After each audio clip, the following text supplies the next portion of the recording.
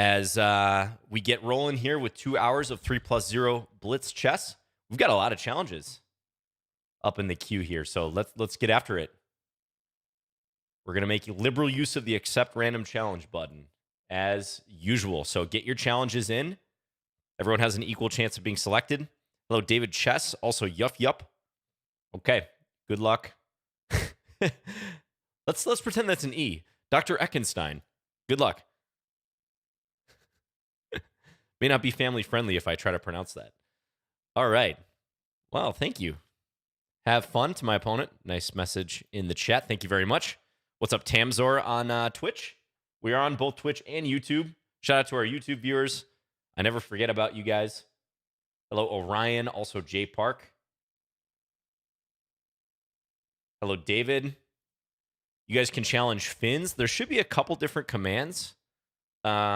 If you do ! challenge on Twitch, you can see the command to challenge me to a 3-0 game. You can also challenge manually. My username is Finns, F-I-N-S. Just the thing is, you got to challenge to 3-0, casual or rated, where I play this move. This is a Jinji Indian defense. Playing the Jinji right off the bat. All right, F5. What's up, Disgrace F1? Also, Pure Fan. Happy New Year. Yeah. Is this our first Lichess Plays stream of the year? Or did I do one on... No, I did one on New Year's Day. That's right. That was last Sunday. Okay. I was going to say, I thought I had done it previously in 2023, so that is the case. Okay, so White's playing Queen C2. This anticipates some pressure here, but I'm always happy to see this slower development within the Jinji Indian. I think it just makes it easier for Black to consolidate the position, but let's see what happens.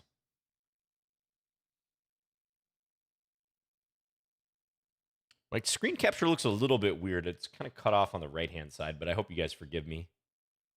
Thing is, if I try to adjust it, yeah, it does that. I don't like that. I'm going to have to tweak that after the fact.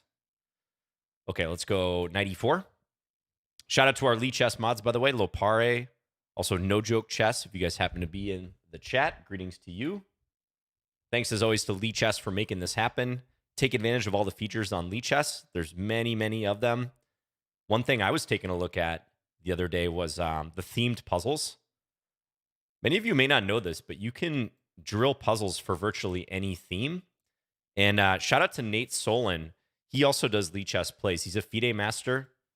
And he was pointing out the other day how you can actually practice undefended piece tactics on Lichess.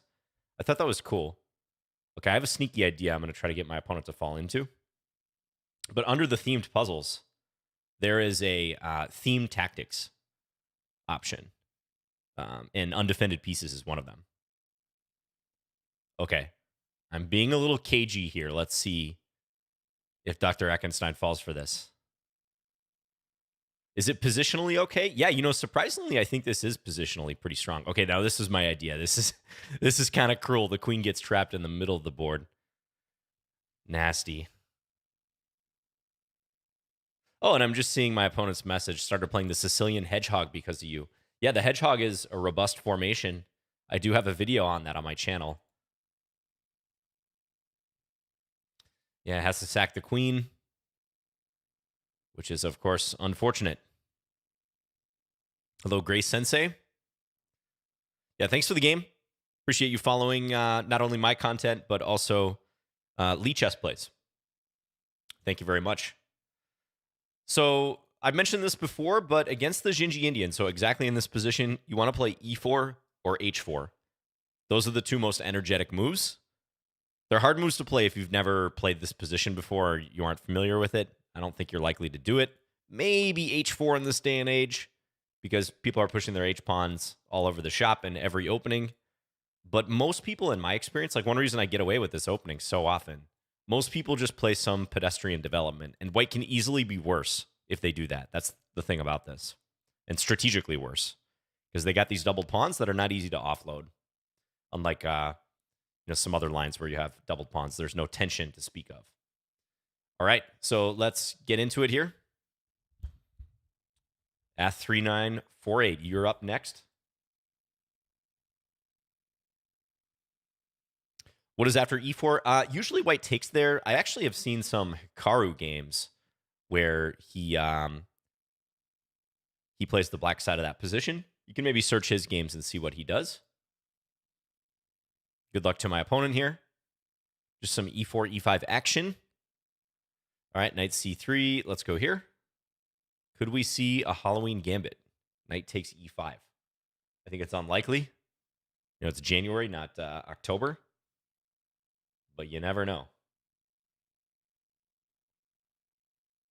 Oh, shout out to No Shortcuts on YouTube. Says, that's what I mainly do on Lichess, the puzzles. Very nice.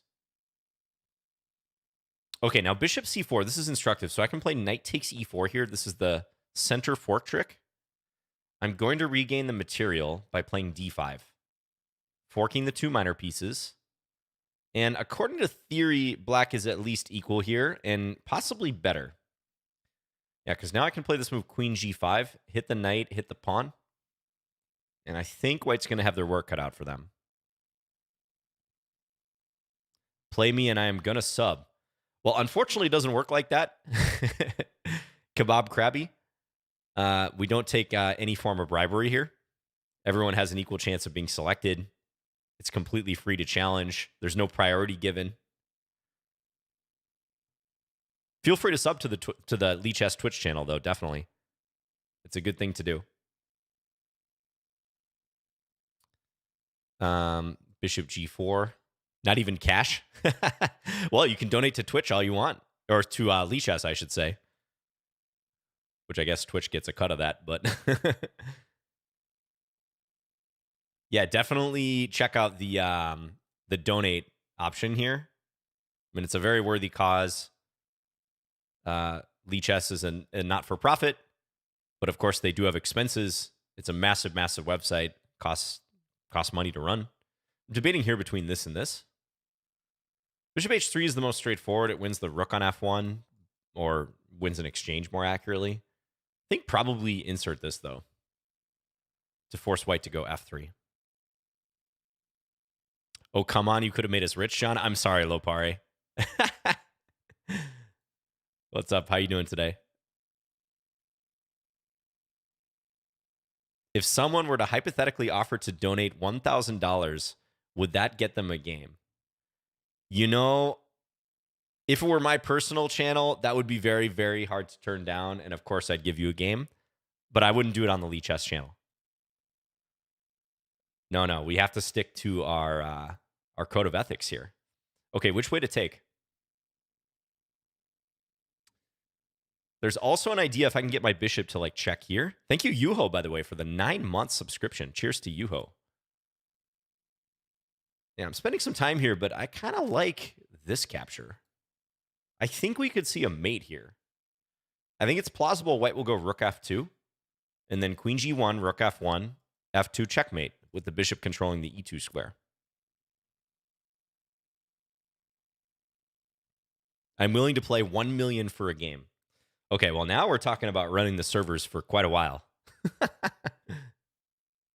Maybe negotiate with the mods.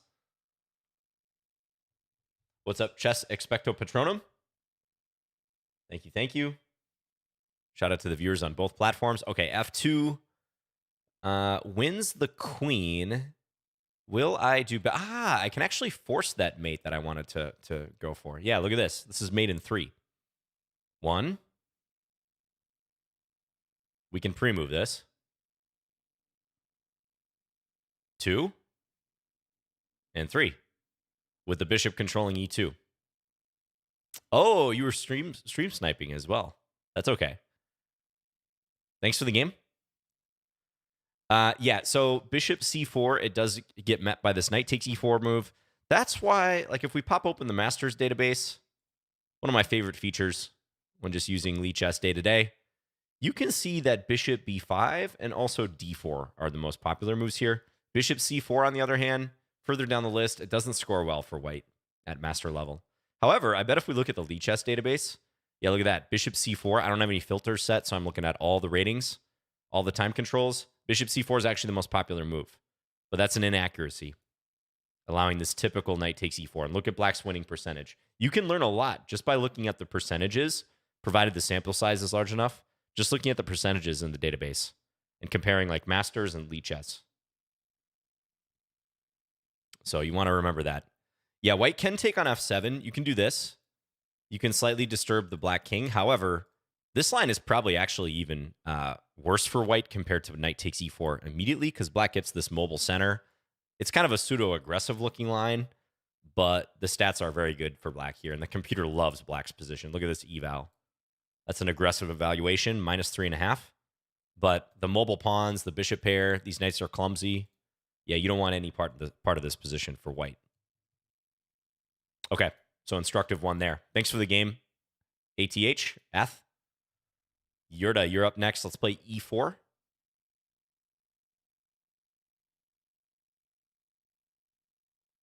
Hey, Matt Talbot says, wow, I never heard of that feature. Where is that at? Analysis? Yeah, assuming you're talking about the database, that is the little book icon. It'll probably be in the bottom right-hand corner when you're analyzing a game. You can also find it via tools in the analysis board if you just want to pull up a board and make some moves. If you use the study tool as well, learn and study, also one of my favorite features on Lichess. You can find it there. Good luck to my opponent, by the way. Shout out to Krabby Patty, or Kebab Krabby. How long do these streams go? These streams go for 2 hours. So we're just getting started here. We usually get in about 19 or 20 games. Okay, black takes early on d4. I think that's a slight inaccuracy because my knight can get to c3 and attack the queen. I do have an isolated pawn, so that is the downside, but taking on d4 that early, not quite advisable for black. Has anyone beaten you in 2023? Yes. In fact, last week, and I'll have to remember this user if I play them today, Sali Bovic defeated me.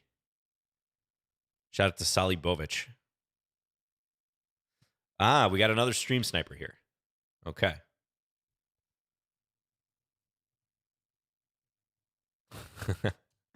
I appreciate you coming clean about listening.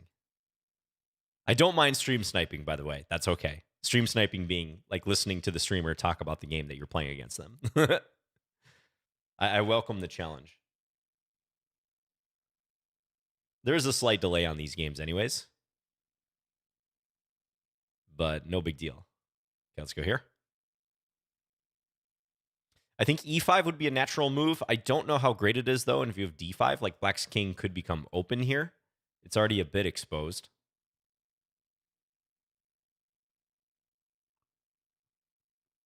Don't listen. John will feed you mind tricks. Yeah, exactly.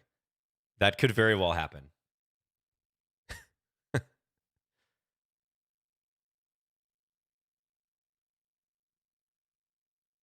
Could definitely happen.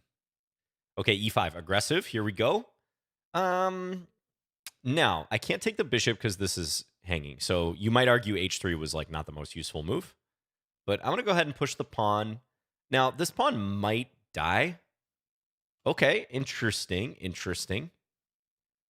That pawn might die, but my position may live. Let's castle now so I can actually threaten to take the bishop. This is getting sharp. There's some tension here. Some aspects of the position that are subject to blow up. Okay, now, yeah, black is sacking the bishop. I respect that. I think I should take it. And my instinct here is to do something like knight g5 or maybe knight h2. Kind of like in the knight g5 move, it's a fork here and here. Knight h2 also sets up something like bishop g4. Feels a little passive, though. Let's see. Yeah, I think knight g5. It's one of these positions that visually is scary for white, but my minor pieces do a good job of defending my queen, and there's for my king rather, and for the moment, only the black queen is in the attack. But we do have to be vigilant about knight g4 joining. How do I know when it's safe to take a bishop that is used as a fishing pole trap? Yeah, you have to calculate.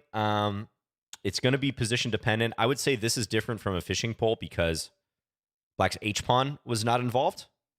So Interestingly, that should actually help me. Even I would much rather have the H file be closed and deal with the black queen being down here. If the H file is open, I'm toast in this position. I'm going to get mated. Right? So the pawn being on H7 like actually hurts black. So that's why I'm more apt to take this bishop or threaten to take the bishop versus a fishing pole. How do I know what is the best move? If only I had the answer to that, Lopare. Okay, now I think I can take. Yeah, we'll make this capture. Okay, queen A4 I think looks pretty good here, proposing a queen trade. My queen is attacked, so I want to try to solve that issue. Still looking at my king, but I mean, there's nothing really black can do down this diagonal. Black's rapidly running out of time as well, so. I feel like when you know they're stream sniping, I can't true anything you say as a passive observer. Oh, like believe anything I say? Yes, thank you for the game, Yurda. You got a point, Just, though. Oh, trust, you mean. You can't trust anything I say. Yeah, I may not mess with you as much as some streamers will, but I do throw curveballs from time to time. Okay, so this position against Yurda came to a head, I'd say right here on castles. I'm actually curious about the evaluation at this point. Let's take a look. Yeah, looks like it's highly favorable for white. It's a classic position that I feel like I mentioned this the other day when I made a standard video, a classical game for my personal channel. It's a position that looks scarier for white than it actually is.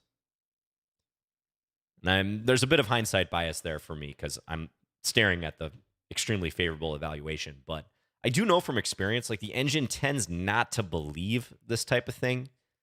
That being said, wow, look at this.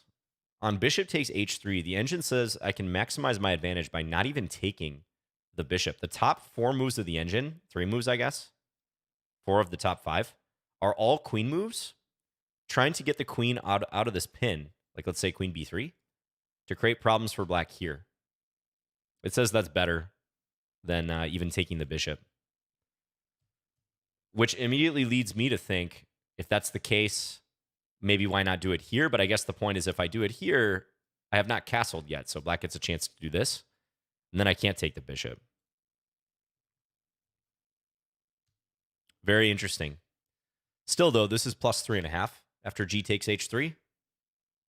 Again, queen b3, top move. Knight g5 is right up there as well. They're kind of bouncing back and forth. Yeah, I think to have any chance here, Yurda, you probably have to play queen h4, like keep your queen in proximity to my king. I was going to take on f7 here for the record. Looks good. King g2, now that the engine suggests that, also looks really good.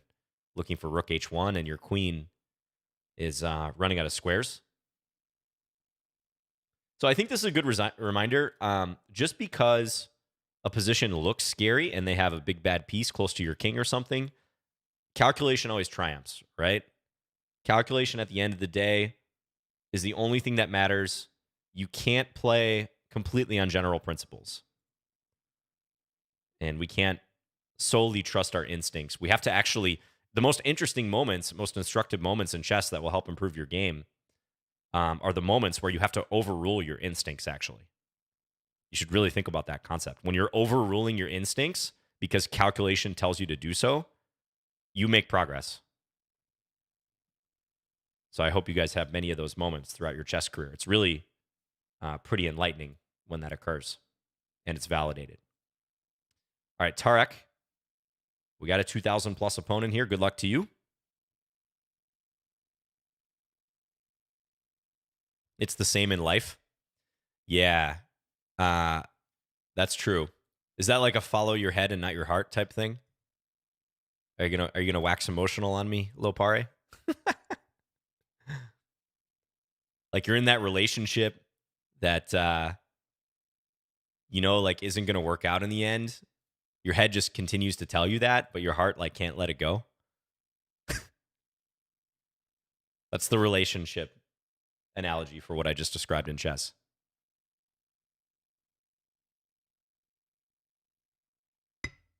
Not me. I mean, that's never happened to me. I'm married to the game, so clearly I would never be in a situation like that, but I know that's the case for some of you out there. All right, let's expand here.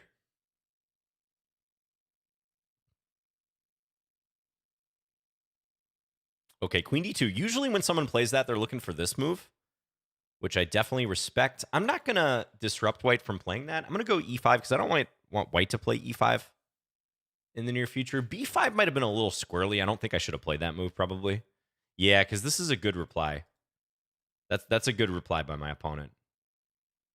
Some interesting possibility. Like, maybe I can play a6. Feels kind of wrong.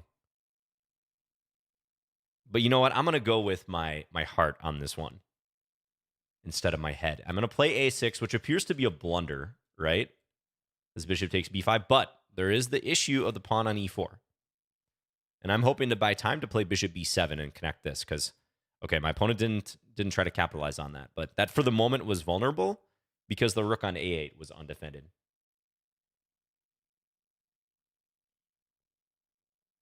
Okay, Res Q is not a fan of the Peerts. That's all right. The Peerts is not everyone's cup of tea. Okay, bishop g5. Can I actually take this here? It's the first thing I'm looking at in this position. Take. Bishop takes d8. Take here. I think that checks out, actually. And if bishop takes on f6, I've got the other knight to reload. I'm going to play it. I think this is fine. Do I play the Peerts often? Not so much. Yeah, it doesn't feature in my repertoire much. I do actually like to play d6 against d4 sometimes, which can transpose to a Peerts. The pure Peerts, though, I maybe play like 5% of the time against e4.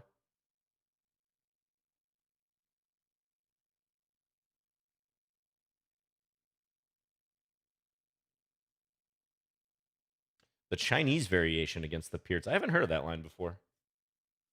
But I'm not surprised. There's tons of lines that I am not aware of. Okay, so if I take here, probably take here. So I was just going to take back this way. I don't think this changes anything. I really don't. I was looking at in-between moves, like once we get here, like bishop e7, but I always have knight takes f3 with check. Also, the rook is under attack. Shouldn't be anything concerning.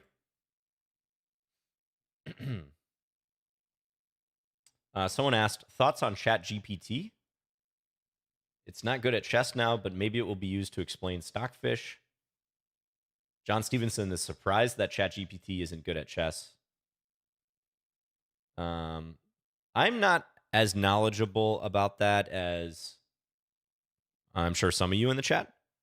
So I will defer to others. I vaguely know what it is. I haven't tried it out.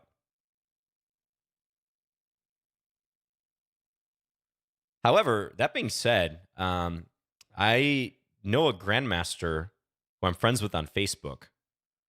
We're not like IRL friends or anything, but his posts have been very interesting in the past. He actually posted recently that he thought ChatGPT within a year would basically make chess coaches obsolete. And I found that to be completely laughable, just based on common sense, without even knowing ChatGPT. Like, I don't think that's a danger, but this GM in question, I'm not going to name them, does post a lot of interesting stuff that I've agreed with in the past, but I thought that was like a really bad take.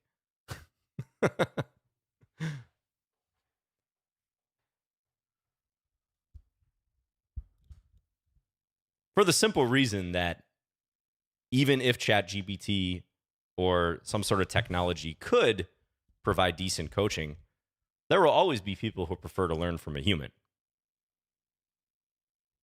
In fact, I think if you gave me an equivalent computer versus human coach, I would probably take the human, to be honest, because I want to absorb like the human aspects of chess culture, which some sort of tech is almost certainly not going to be able to reproduce anytime soon.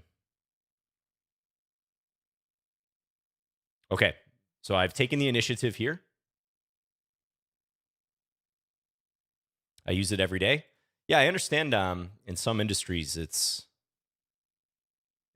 being used quite frequently already. Let's take this pawn. Not saying it won't be revolutionary, but I think sometimes people underestimate the speed at which technologies that are supposed to be groundbreaking are actually practically useful. Even if you identify that it's actually a revolutionary technology, it's not like you can implement stuff overnight. I mean, I think AI is a good example of that. Tarek, thanks for the game. Key moment was when I took on E4. When I took on E4, do you have a punishment? I'm going to say probably not. Like, I didn't really see much for you here. Maybe in this position, you could play like take, knight takes E5 might be your best bet. Still looks a little bit dangerous, but I have a feeling that might be the way to go to at least try to keep it close to equality. No, the engine doesn't like this for white. So what's wrong with this line? Is it because the knight is loose and in turn the bishop is loose? Yeah, that's it. Rook E8. Yep. So just problems here. Queen F4, trying to get out of the pin, also defend the knight. Take. Queen takes D3. Yeah. Okay, so what about when I played the A6 move? Okay, this was your moment, according to the engine. D takes E. D takes E. Queen C2. Yeah, that doesn't look like anything groundbreaking, though. Plus 1.5. I guess because of the general weaknesses that I'm experiencing here. Again, when I played A6, like definitely white would want to look at take, bishop takes, but there was this issue of knight takes E4. Computer seems to think this is playable. So maybe you have some opportunity here, but I admit it's subtle. Queen D2, on the whole, looks a little awkward because it does take away the square from the knight. So perhaps that's why the engine is enthusiastic about moving the queen at some point soon. Okay, thanks for the game.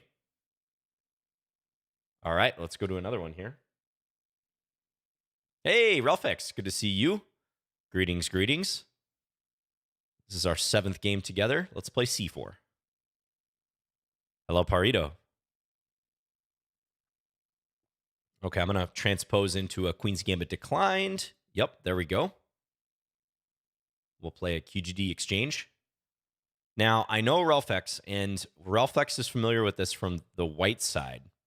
So I'll be curious how they play that from the black side.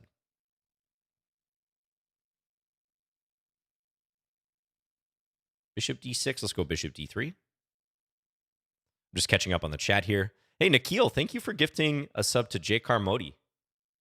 Greatly appreciate that, Nikhil. Let's go knight F3.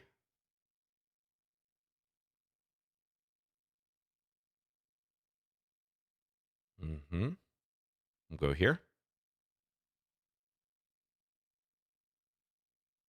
I'm doing well. Thank you, Emberg.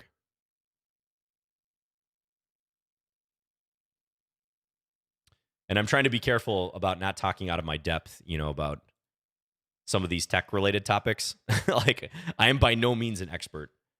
And I know I basically, like, have the microphone here. So, trust me, I am fully aware that there are many people in the chat who are far more knowledgeable on these subjects than I. But it makes for interesting conversation, right? And I think we're all just spitballing at the end of the day. Okay, how about I go here? This is a typical idea when the queen's on c7. Do I play with anyone or just subs? We play with anyone. As long as you have a Lichess account and you can send a challenge, you are good to go. Feel free to send me a challenge. Okay, so I have the bishop pair now. I'm going to relocate the bishop here to this diagonal. And then maybe play h3. I think that would be a decent move. Yeah, I'm expecting knight e4. I'll drop the bishop back to h2. I want to keep that bishop. It's a useful long-term asset here.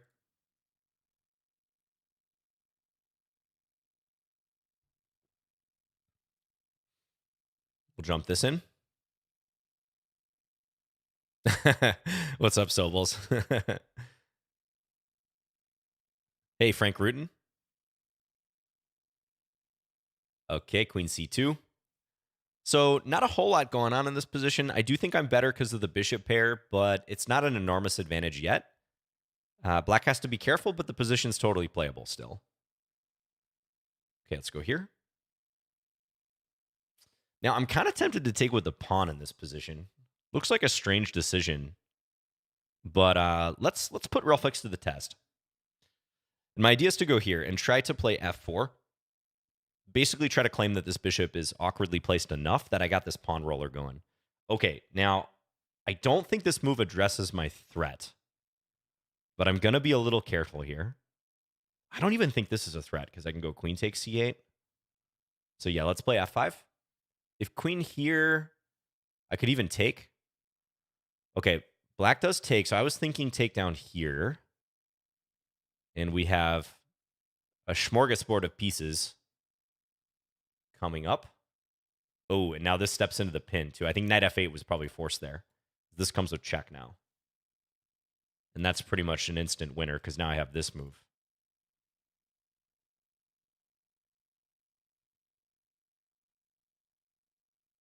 Yeah, too much material. Okay, thanks for the game, Relfix. Appreciate it. I think putting the queen on c7 was probably your first inaccuracy. This setup with bishop d6 is playable. I think they usually go rook e8 and knight f8, which is kind of normal. I don't know, though. Let's see. I have seen this before. Yeah, rook e8 is the top move here. There's a few games in the Masters database. In general, that's a good one to start with. Makes use for that square for a number of pieces, usually the knight. So do watch the c7 square when this trade has already occurred on d5, because that is a half-open file, and white often unleashes tactics down this file. Could be knight takes d5, could be the knight b5 move. Maybe here you should play a6 to try to stop knight b5. I mean, let's check the eval here. Yeah, it's a comfortable edge for white. It's still playable, though. It's not like you're instantly losing or anything. I thought maybe your knight should come into e4 a little bit earlier. Okay, it does approve a d takes e5. And this is interesting. That's a very computer-like decision right here, knight e4. The engine is saying that's your best bet, because the engine would rather play down a pawn, but opposite color bishops, than deal with what occurred in the game with this f4 move. Because looking at this from the black side, this does look pretty darn awkward. Like, I'm not really sure what you should do here, because, yeah, you can play g6, but that looks so unpleasant if I ever do this. And you have to play that and just wreck your structure. I may even work up to that. Looks like that might be forced, though. Yeah, because I think after this, it's too much. Last chance, probably knight f8, but I think it's just too much material after takes. I have 2 rooks and a bishop for the queen. Maybe some minor complications here, because this and this are hanging, but I guess bishop f5 is a good move. Yeah, bishop f5, and then buy time to do this. Bishop defends the rook through the queen. All right, thanks for the game, Relfix. Appreciate you challenging today. Thanks for joining. Jetstream Blue, you are up next. Good luck. Thank you, I Insane, for the prime. Nice, we got some support of the Lichess channel. Love to see it. Jetstream Blue, are you there? Hello, Kathleen. Greetings, greetings. Okay, seems like Jetstream is not here. They might be over the Atlantic right now. Let's go to another challenge. Luck 88, good luck to you. Let's play d4 in this one.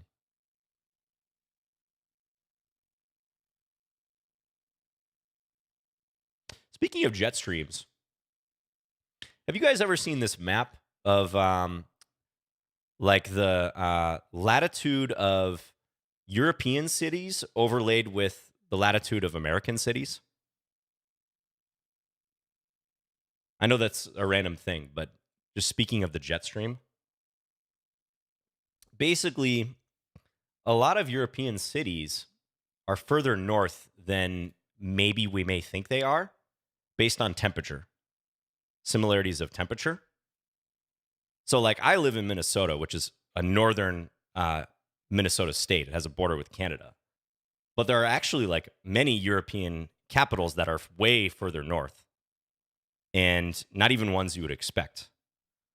And apparently it's because of the jet stream. So the Atlantic jet stream that basically like equalizes that difference temperature wise. Like I'm in a cold place, but due to the jet stream, that's not like reflective of the latitude that you would see in other capitals. Or is it the Gulf Stream for water, Nusmata? Yeah, I guess it would be the water. I should be specific here.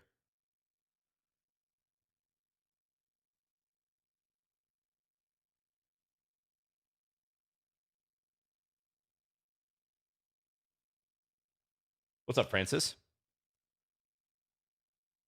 But I was reading a piece on that. It was like pretty fascinating. I'm going to get a lot of the details wrong, but if you're curious, you can Google that.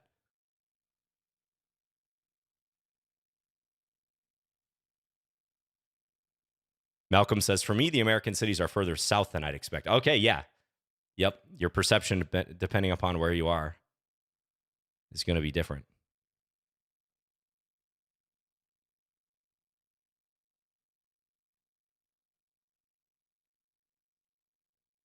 Some people could cite some examples, but I can't even remember some of them off the top of my head. But interesting little tidbit for you. Okay, should I take one of these pawns? I think I should. Maybe this one. Because then I can attack the rook, and I want to win that knight on c6, so I'm going to do it.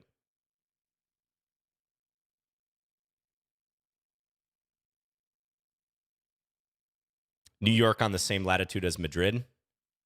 That is interesting. Alex says, I live in Norway, so this all seems logical to me.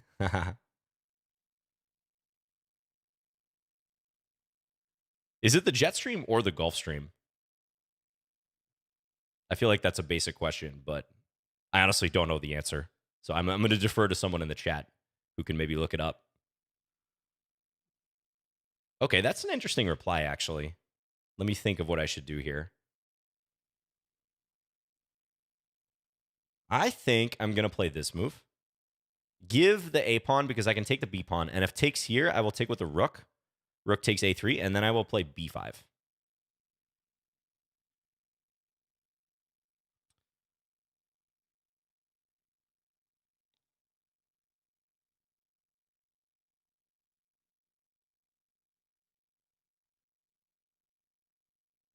Okay. Consensus seems to be that it's the Gulf Stream. Got it. I hope that wasn't a dumb question. But it's a surprising topic in general, so. And I'm not a scientist. I just play one on TV.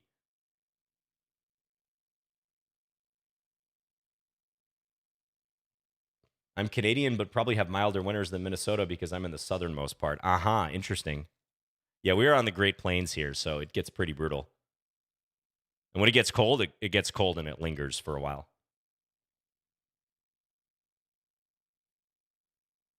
Ooh, okay. Yeah, there's some loose pieces here. I'm kind of thinking if I can take advantage somehow. Let's take here. Maybe do a little sneaky move. Thing is, I wish this knight was undefended. Black would still have a defense there, but... Okay, but now we're coming in. I am up a pawn here. This is looking pretty comfortable. This pawn's weak, too. John, when are you live in your channel? Pretty frequently. I stream every day or every 2 days on average. Miami is the same latitude as Saudi Arabia or South Egypt. Yeah, that is fascinating.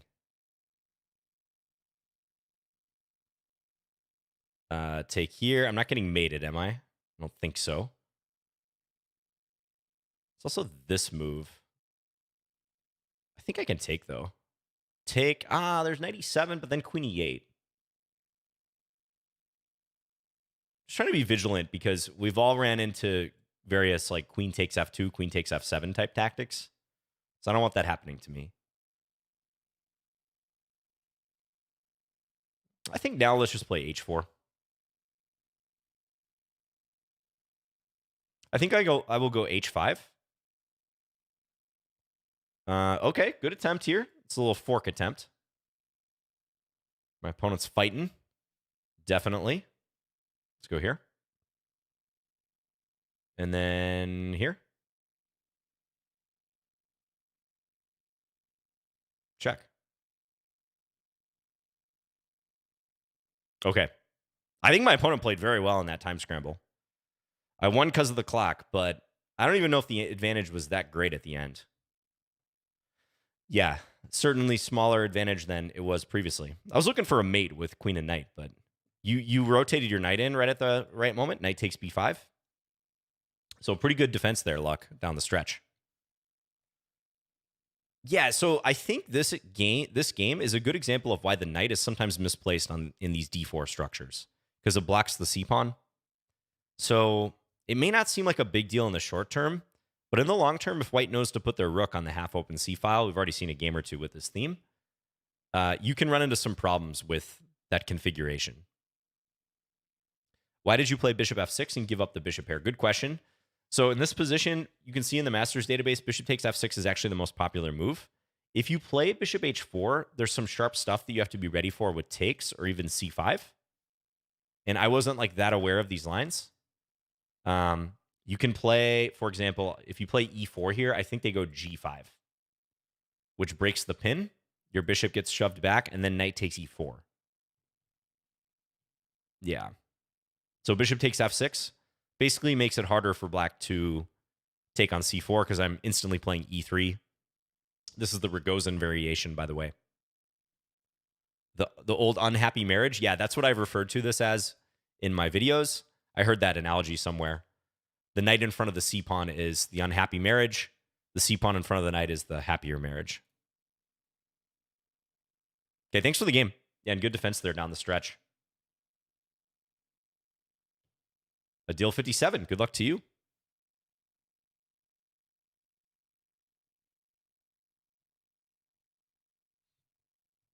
Okay. Okay, Zach with the YouTube comment. West Coasts are best coast because of the jet streams. That said, both the Gulf Stream, are you there, Deal? Maybe not. We'll go on to another game. You can always re-challenge. That said, both the Gulf Stream and North Pacific Current feed the jet stream and strengthen the storms that they deliver. Okay, so I think you were talking about maybe an unrelated topic with someone.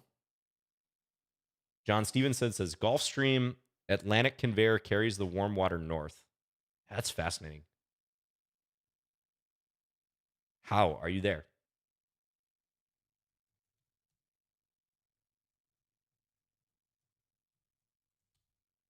Okay, we have another no-show. I'm getting a lot of buys here. A lot of walkovers. Okay, Doppio Espresso. Let's play e4 again. Yeah, like I'm looking at my state, Minnesota, same latitude as like Serbia, Hungary, Croatia, roughly, which seems wild to me because, yeah, that's wild.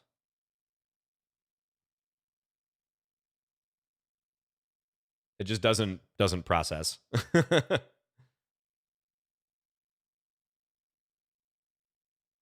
Okay, we're playing the Tarash.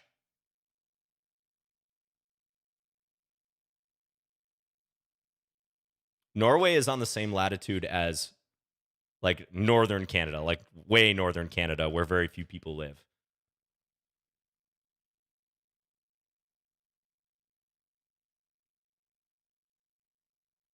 The trash variation of the French, yeah, the Tarash. I think bishop e7 is a little bit passive. Okay, how about knight f4 here? Knight f4 is a very tempting move in these positions.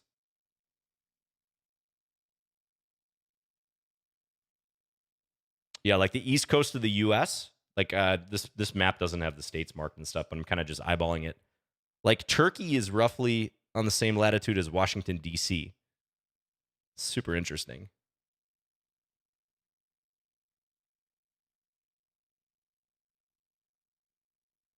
What counts as northern Canada? Yeah, that's true. That's that's a wide range. Okay, let's take here now. Now, if this knight gets forced back here, I take here and this collapses. I'm from Toronto, and it's funny that Minneapolis is further north. Yeah. Yeah.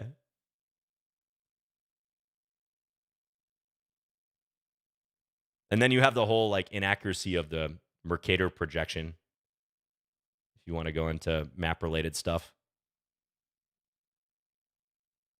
Let's take here.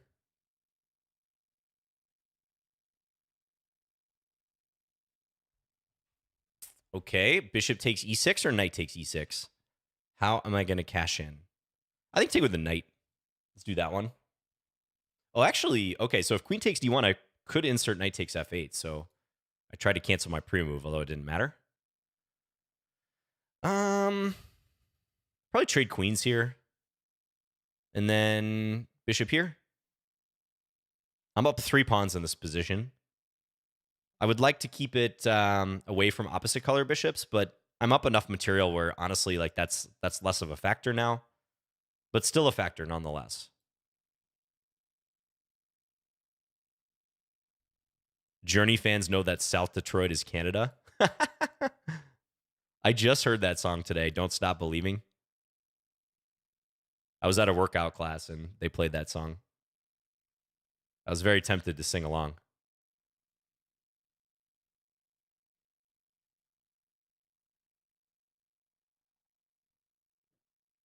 That is like the quintessential bar closing song.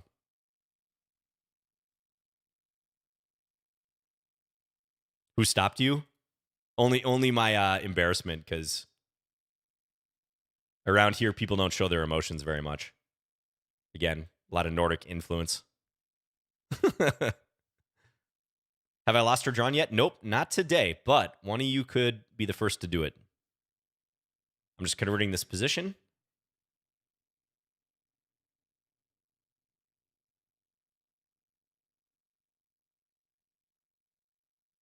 I also think of The Sopranos every time I see that song or hear that song.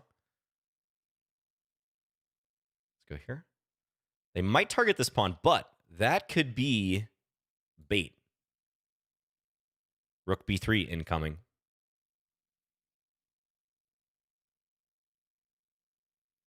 Lopare says, oh yes, gotta upload your loss from last week to YouTube. Oh man. Man. That's okay. I'm cool with that. I'm not going to overrule you. Salibovic played a good game in that one.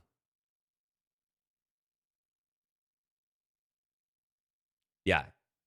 It was a legit win. I mean, all I can do is take my hat off to him. He schooled me in that time scramble.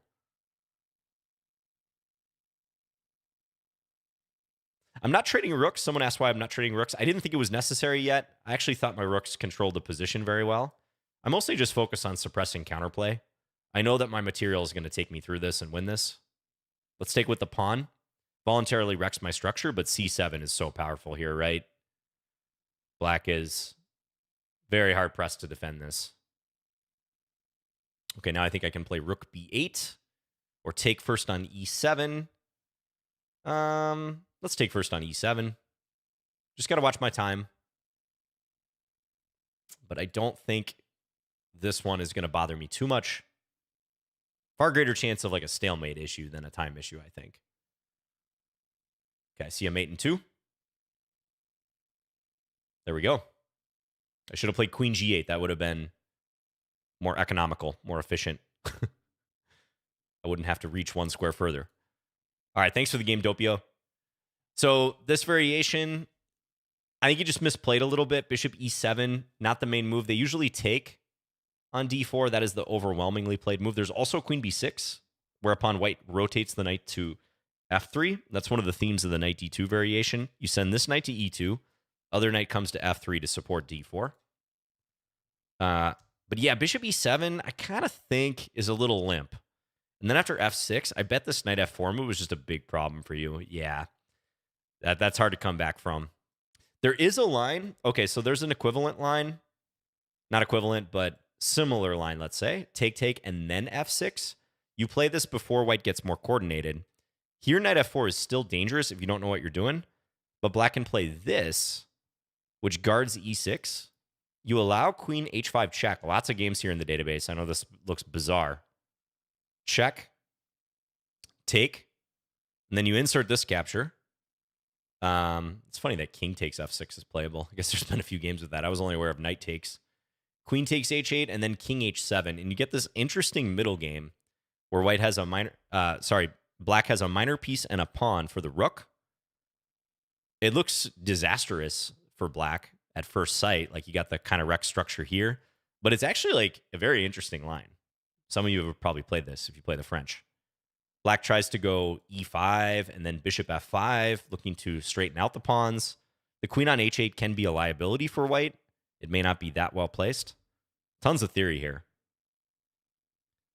But as played in this game, you didn't have an equivalent resource because for one thing, you hadn't inserted the trade here. So like if take, I would have taken here, and that's a big problem for you. Was there queen h5? Yeah, I could have played queen h5. That probably was better. That probably was better. Because I did realize after this, I think I was intending to play queen h5 here, but then I realized g6 and the rook is defended. So if I take in some way, black can take and they're not losing the rook. So good point. If I wanted to play queen h5, probably would have been better to do it here. This still looks really good though, because bishop takes runs into this capture, as happened in the game. And g takes, I would still have the queen h5 option. Okay, so kind of an opening heavy game there. Ooh, I got a 96% accuracy. Thanks for the game. Hey, NT. I know, NT. Good luck to you. NT591. They're in the chat as well. So good luck, good luck. Let's play. Okay, what have I not played? Let's play a Caro-Kann. A Caro. I think NT plays the advanced variation, but let's see. There we have it. Okay, I'm going to go c5, the most aggressive line in the advance. Looking to undermine that white center. Oh, yeah, NT is honest. They said muting the stream. Good stuff.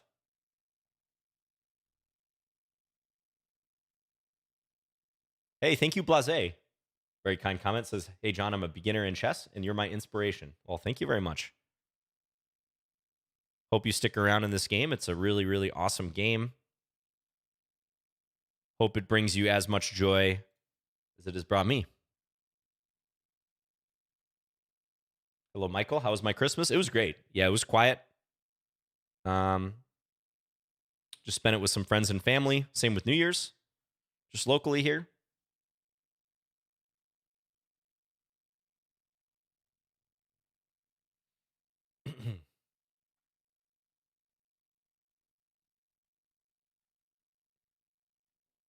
Hey, what's up, Gregory? Just catching up on some of the YouTube comments here. Why don't we go ahead and play e5? I could also try to maybe keep this diagonal open. It's kind of interesting. Yeah, let's play e5. Probably the most direct move. Threaten e4, taking over the center. I'll never play the classical Caro because of the bayonet attack. What is the bayonet attack in the Caro? There's a bayonet variation in the King's Indian that's pretty famous, but I'm not familiar with the Caro-Kann version of it.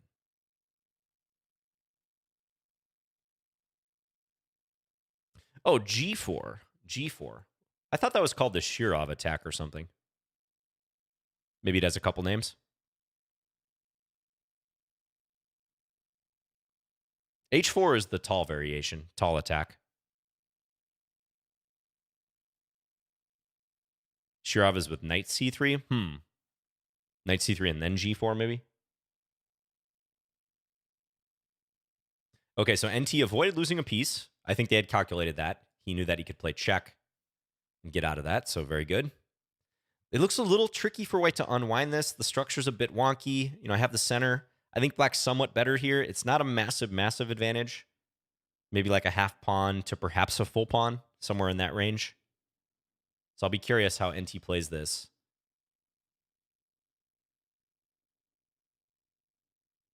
How do you play gambits? I just play a gambit and I'm down a pawn the whole time and I feel like I have no compensation. Yeah, if you feel that way consistently, maybe you shouldn't play gambits in the first place because it is inherently a risky strategy. You have to play energetically. You have to try to create threats that lead to other threats. In other words, you have to try to string together threats.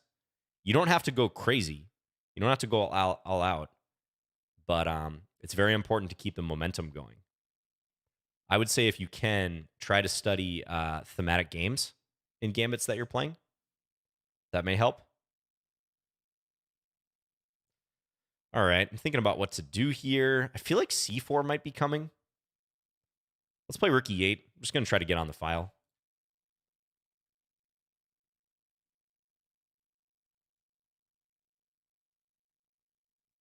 I feel like I have to play out the g4 variation after this to see if it says bayonet attack. I don't doubt you guys, because a lot of you chimed in that it was the g4 line. But I just hadn't heard of a bayonet in the Caro-Kann specifically.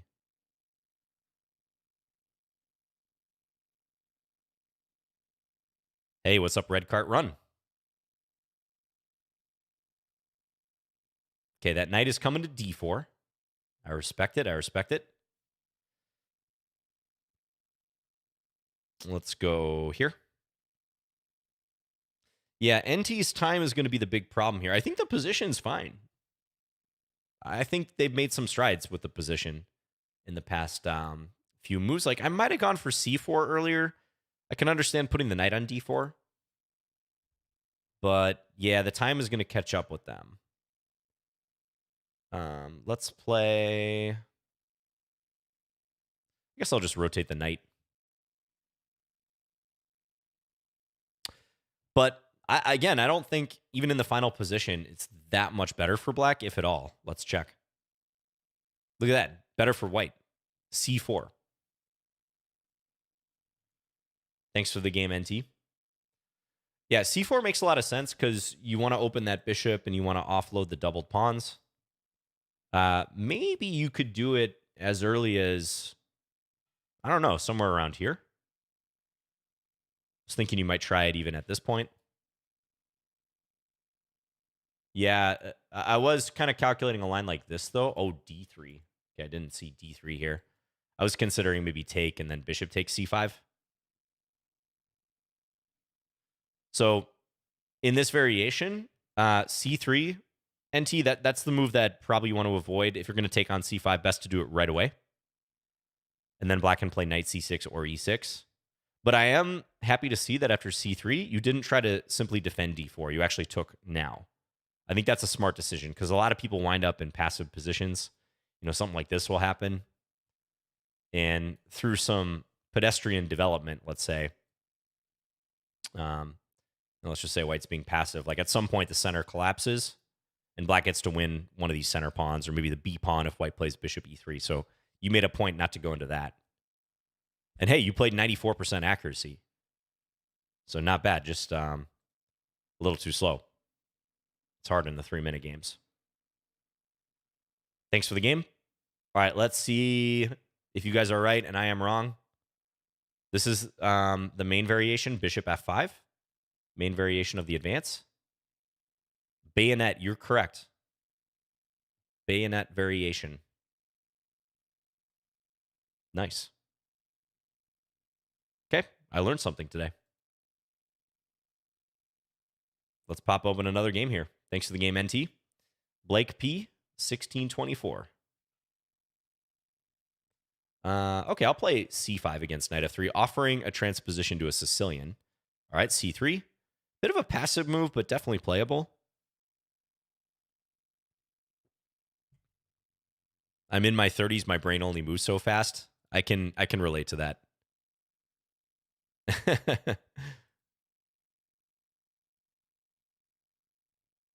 Yeah, NT's a student of mine. So I know his repertoire. He's a good guy.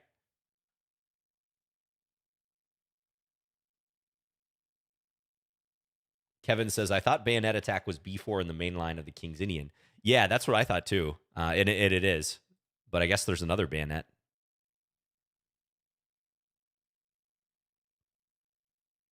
Can I play the Bong Cloud like Naka? Ooh. Trying to do anything like Hikaru is a dangerous proposition. because he is a generational talent. So I'm probably gonna punt on the Bon Cloud. I used to play Bon Cloud in the final game of each Lichess plays, but now we do the Blindfold game. You can always say chat a lot more. Good point.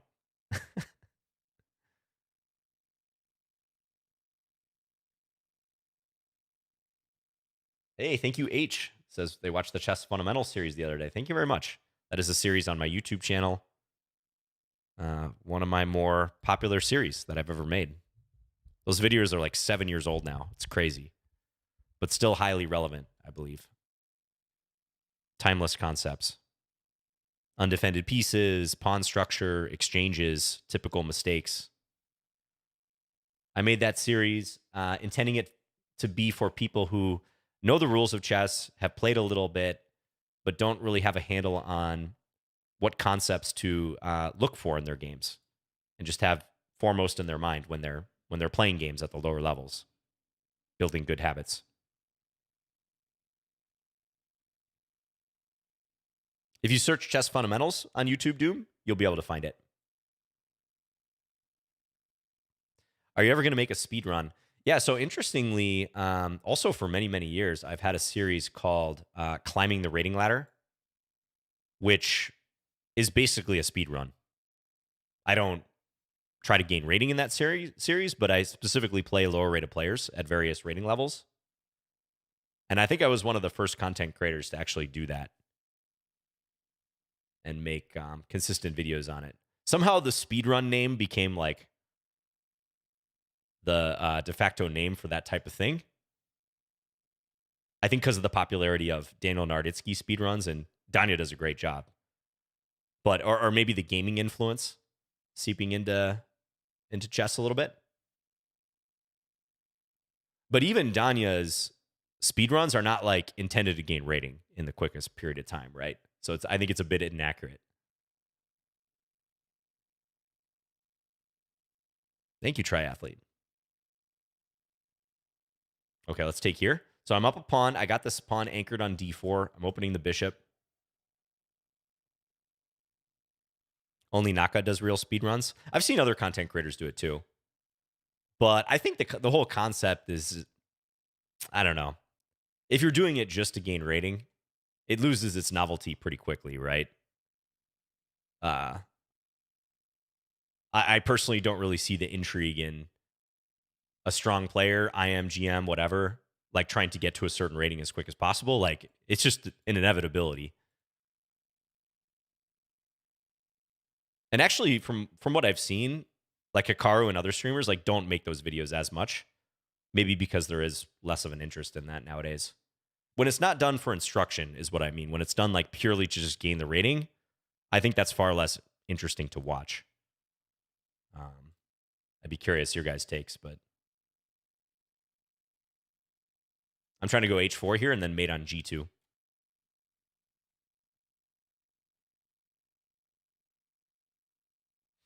Okay, got to watch the rook. So h4, I would actually lose the game because this would be checkmate due to this.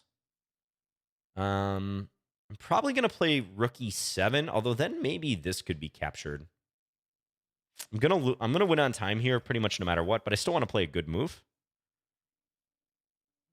I'm trying to think like what would make the most sense, where to put the rook. It's got to be a rook move because king f8 here doesn't seem. I could go bishop e7 there, I guess. I don't know. Maybe rook a8. Yeah, now, okay, wait a second. Tricky. See, you can never relax in chess. Like, this is what I mean. If I was just trying to win this game right away, it would be far less interesting. But Blake is throwing real good shots at me here in the waning seconds of this game. And I almost fell for that. Like, I thought, oh, I can just play h4. But you let your guard down in chess, you can lose so fast. It's crazy. I'm going to play this move. You can instantly get KO'd in this game if you let your guard down. I mean, I'm still kind of under pressure here. I think I'm going to take. And then king takes, play this.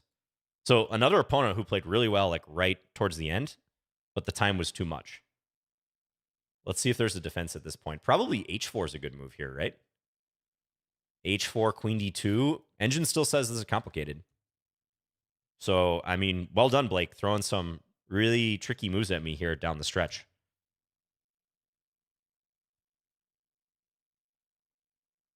Blake powers up when he's low on time. Yeah. I know you guys. Some of you are very tricky. Okay, rook e7 was the best move here. Engine suggesting mostly rook moves. Rook e7, actually probably clearly the best move. I didn't play it, although in theory I like it because it keeps the rook on the back rank. I didn't play it because of this, and I thought that this would be renewed. Bishop e5. Yeah, that's a tough move to find. Bishop e5, which controls b8. So white doesn't have a good way to give a check. And white cannot take because of mate on g2. Right? What if queen takes? c5? What is my response to that going to be? Probably h4. Let's see. Yeah, h4. Only h4 is good here. Because this looks scary, actually. But in fact, white is not threatening anything here. Again, because the bishop is pinned. And the queen holds here. So h4 and black wins. Tricky. Tricky, tricky. What about after rook a8? Wow, I'm losing after rook a8. Queen d7 right away. And I lack a good place to put this bishop. All these squares are covered. If I go to c8, I get mated again with the bishop controlling here. You know what I probably would have done? I probably would have tried this move. Oh no, my rook. To try to mate here. But if white inserts that, it doesn't work. And I can't... white controls these squares. So I can't keep my queen aiming at g2. And white's going to scoop the rook. So even instructive moments right at the end here. So thanks for the game, Blake. You kind of were fighting from behind this whole time because you lost a pawn in the opening. I think here, probably you should take on e6. Bishop g5 also playable. We actually transposed into a c3 Sicilian. Yeah, you're always fighting from behind a little bit with the one less pawn. Thanks for the game. Interesting tactics there at the end. Oh, look who the cat dragged in. What's up, Lopare? Our third game. Game of the century? Yeah, bring it, Lopare. Are we going to have to abort a game against the Lichess mod? Our faithful mod always in the chat. Mod's using priority. We might have to abort against him. And rated. Yeah, look at that. All right, Lopar. I'm sorry. I'm sorry. We waited 35 seconds. You weren't there. What can I do, man? Don't fire me. No favorable treatment. Okay, Jude Bay. Good luck to you. Let's play knight f3 in this game. 2031. Lichess patron. Love to see those wings.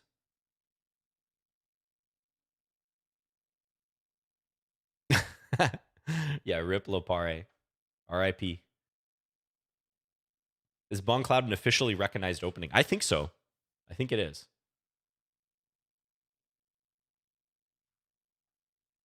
Hey, Jude. Don't make it bad. Don't make me abort this. 35 seconds. I gotta be consistent here. Again, you can always re-challenge. Hey, Thesaru Gambit. Thesaru Gambit's here. They are consistent. They're not going to let me down. There we go. E4. Excellent.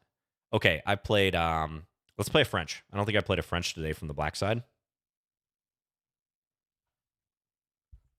Oh, that's all right, Lopare. We'll forgive you. Just this one time. You're on probation, though. Watch yourself. Okay, exchange French. Those of you who play the French below about 2,000, maybe even higher, I think you run into the exchange variation so often. You probably get sick of it. One thing I personally like to do in the exchange variation, and I learned this rule a long time ago, if white commits their knight to f3, you commit your knight to e7 on the king side.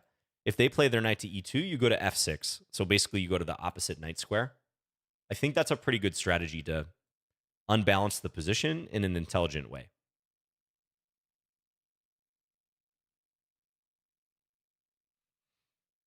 When is the next time you're commenting an event? I don't really do commentary so much. I'm not one of these chess personalities that you see on commentary broadcasts too often. I've done like some guest slots for an hour or two. Um, I'm not like opposed to it, but it doesn't fit my schedule so much a lot of times. But I might be interested in that if the right gig comes along. I think I'd prefer to commentate like a rapid or blitz type match versus a classical event, though. That just gets so boring. Even if it's something really top level, like World Championship, great example. I definitely don't sit there and watch an entire 5, 6, 7 hour World Championship game. I got better things to do. I'm sure you guys do too.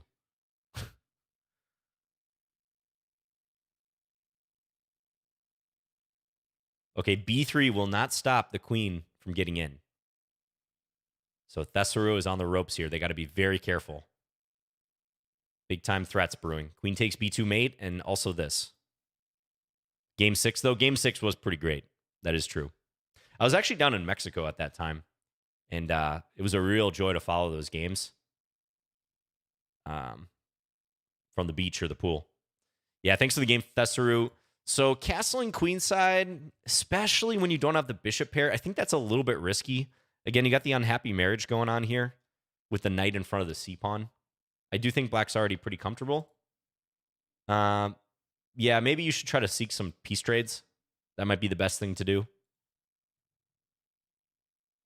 So I would say maybe rethink if you want to play the exchange in the first place. It's not terrible. There's even some resources that recommend it. I know I Am Chess Explained, aka Christoph Selecki, in his Keep It Simple E4 course, famous repertoire course that he wrote, he actually recommended the exchange French for white. I don't know if he still does. So it's not like that line in itself is unplayable for white, even for an advantage, but castling queenside, I don't think is usually going to fly, especially when you've lost the bishop pair. Okay, thanks for the game. Chesa Padali. Okay, 2130. This might be one of the higher rated players we've faced today. Need someone to step up and take me down. I feel I'm gaining too much confidence here, folks.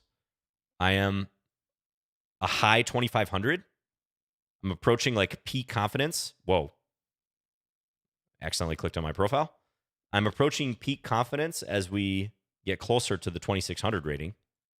So someone needs to put me in my place.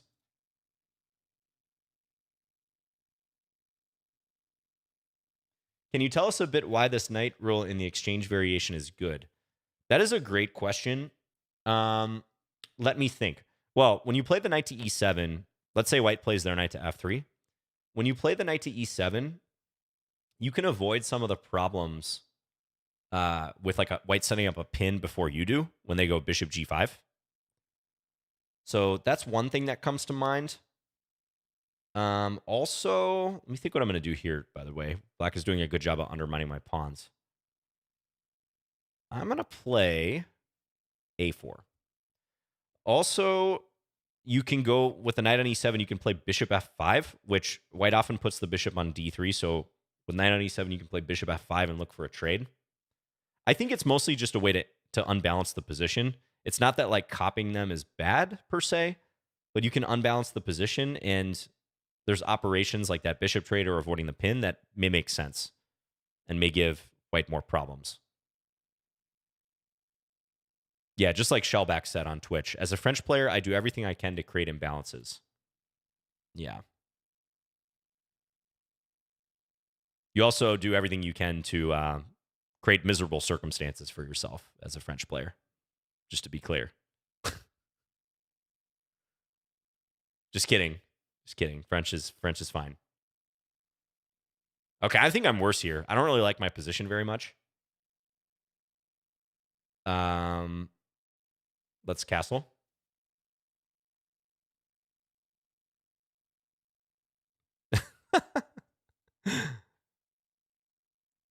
I mean, I say this as a Scandinavian defense player, so I realize I don't have much of a leg to stand on.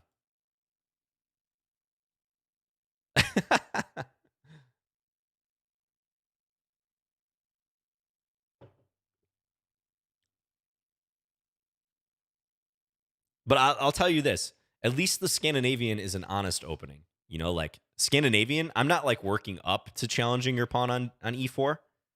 I'm just doing it right away. Like, you know what you get. Like, I rip the band-aid off immediately. We're not beating around the bush like Caro-Kann and French players. Let's go here. That does make it better, yeah. I'm saying this is me. I'm going to liquidate the center. If you don't like it, maybe rethink your first move.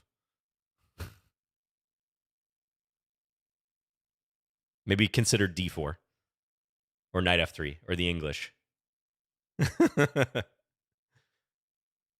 I play Scandian classical games? I do. I played a lot of Scandian classical games. It's my most popular opening against e4 if you look in the database of my classical games.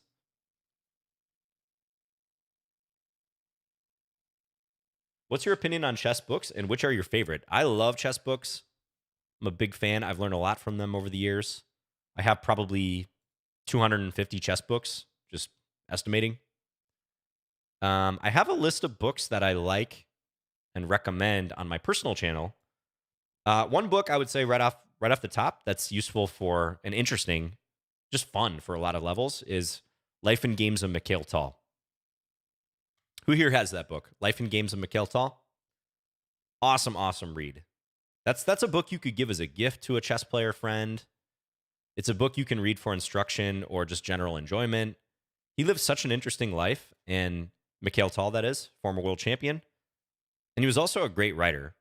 And it really comes across like his passion for chess and life as well, I'd say. Okay, I'm really cramped here. I need to fix that situation. I feel like this knight is going to come to d3 and just hurt me. Need to break out of this. Okay, I'm going to take, and let's play fast too. Let's go here. So at least if this I take and I'm on the knight. Yeah, this is a very sus position. I tried to take the pawn on c5 at the beginning. It didn't turn out so well. Okay, I might be breaking out of this. I think my opponent missed that this pawn is hanging at the end. All right, we broke through. Now I should be better.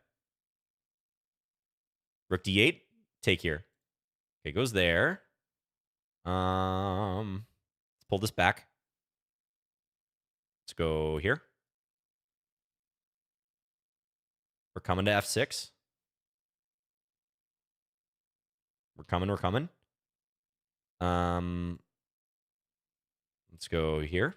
I like this move. Then I can play c4, and my bishop is not boxed in. It is not suffering. Go here. Uh-oh. Hurry, John. Faster.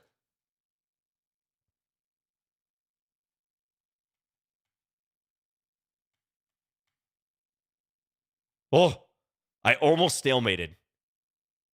I probably had time to try to avoid a stalemate. I did get the win. Almost stalemated. That was close. Black had just set up a stalemate circumstance. I have mate in one. But I was trying not to lose on time because I saw Chessa Padali was moving very fast. Good game. Good game. Yeah. I think you were better in the middle game. And when I broke out with f3, that was a key moment. Let's check that. Let's check it right here. E takes f3. Best move by a mile. Best move by a kilometer. Possibly 2 kilometers. Okay. Yeah. If I don't play f3, I feel like I'm just going to get slowly squeezed here. The engine doesn't approve. Well, it's kind of similar in eval to other lines. I mean, bishop d1. I'm not a French defense player. I'm not going to play that move. I don't dislike myself that much yet.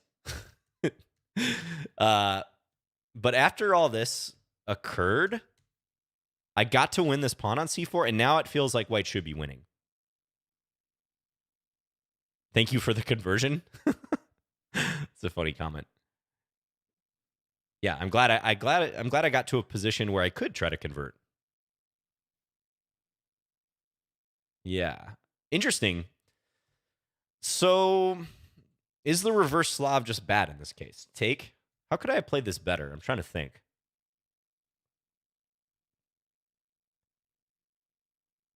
Yeah, I think you just played it well.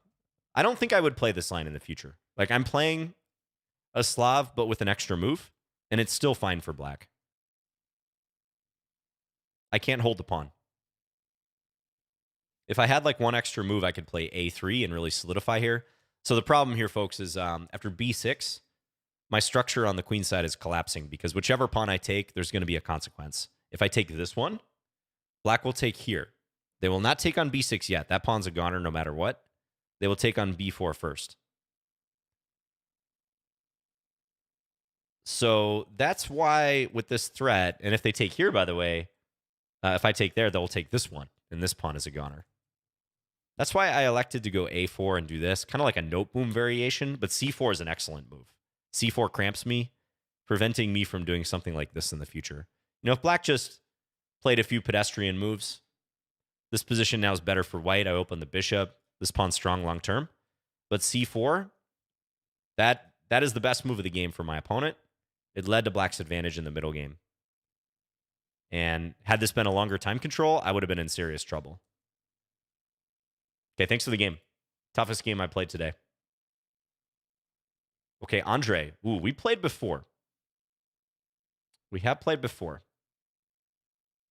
Don't really remember that game, but let's tread wisely here. 24-87. Good luck, good luck. Let's play a Tory. How about a Dutch? I might be able to work in a Dutch. Maybe, yeah. I'll try to do that.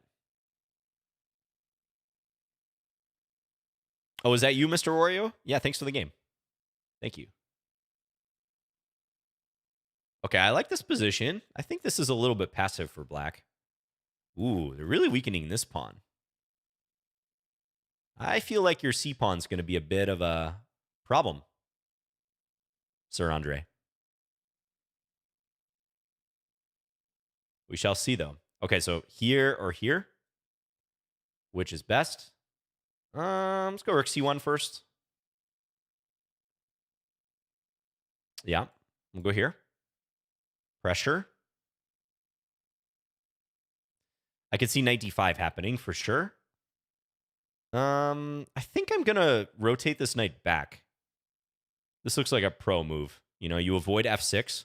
f6 was the threat, forking the two minor pieces. The c5 square, so when you have a backward pawn, the square immediately in front of a backward pawn is almost always weak. So that is an outpost square I'm looking to use. Yeah, black's already digging in here. I probably shouldn't have played knight c5, actually. Because now e5 might be kind of annoying. But let's see what black does. Black is pausing. I would think bishop a8 would be played right away here. Bishop c8. Bishop c8. Okay. Let's go here. Maybe this idea. This rook is looking awkward. Yeah, e5's not ready yet, but it could be in the future. Like now, I still might go bishop g3, but now e5 is playable. Thing is, I have that knight d3 move, which is looking juicy. Yeah, let's go here. We'll force black to play e5, and then we'll go here, pin. And if black has to play f6, I'm not saying I'm going to instantly win this position, but this looks suspicious for black. Okay, but how to prosecute the advantage here? Not quite sure. Not quite sure. Could take, But I also kind of want to keep the tension a little bit, you know? Let's go queen c2.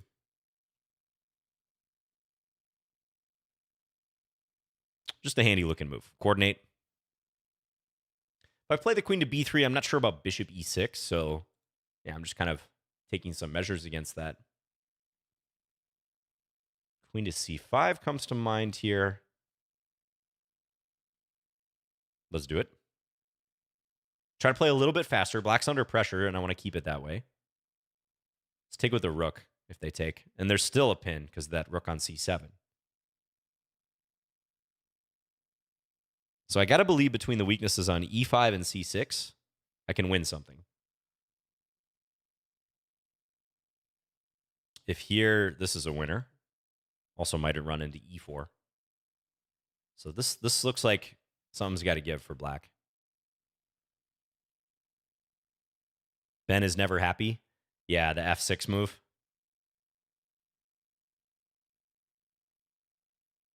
Is he going to like take on here? No. Okay. Hey, John, this is Guys.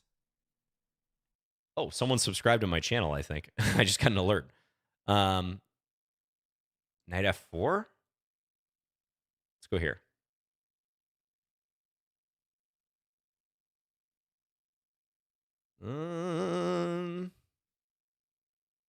Take here. Could take with a pawn too, but I'm going to take this way.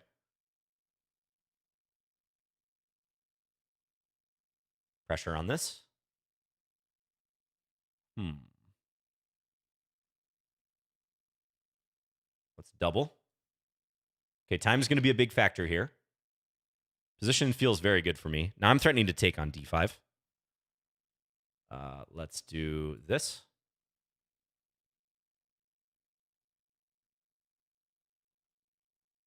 This is a handy move. Very nice move to play. Wait a minute. You're just going to let me take on c6? What's the trick? Ah, I think I see their trick. Let's go here. Now take here. I think they were trying to sneak in like a bishop f8 move. I think that was the point there. But now I'm up 2 pawns. Looking good.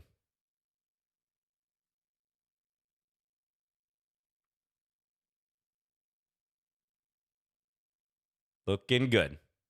Not going to get mated here, am I? Wouldn't think so. Bishop h6 coming.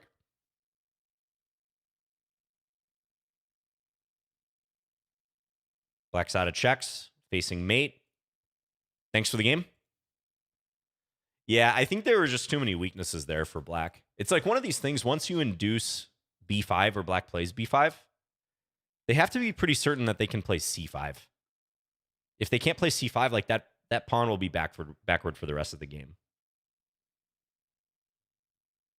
So I would bet that this is actually a pretty significant mistake. Yeah. Better for white, but not hugely so. Half pawn advantage. Actually wants to go c5 here. Then all of a sudden, boom, shoots up to like 1.5, almost 2. Yeah. I've seen too many Kramnik games where he just ruthlessly like prosecutes an advantage against someone doing something like this.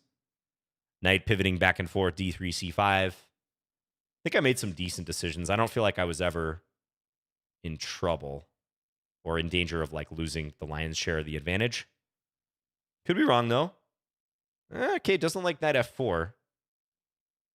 Says that was a bit premature. Rook d2 here. Still like +1 or so. Yeah, I think once we get here, it's winning.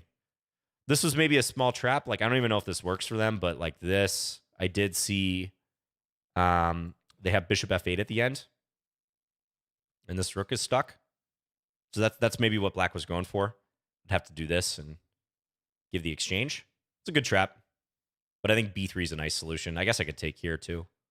But b3 is nice. Yeah, thank you for the game, Andre. Appreciate it. Andre's in the chat. You're a strong player. Very strong. Thanks for the game. 2,500 bullet. Almost 2,500 blitz. Tough player. Okay, we're in the last half hour of the stream here, folks. Precedent. Good luck to you. Let's play another d4 game.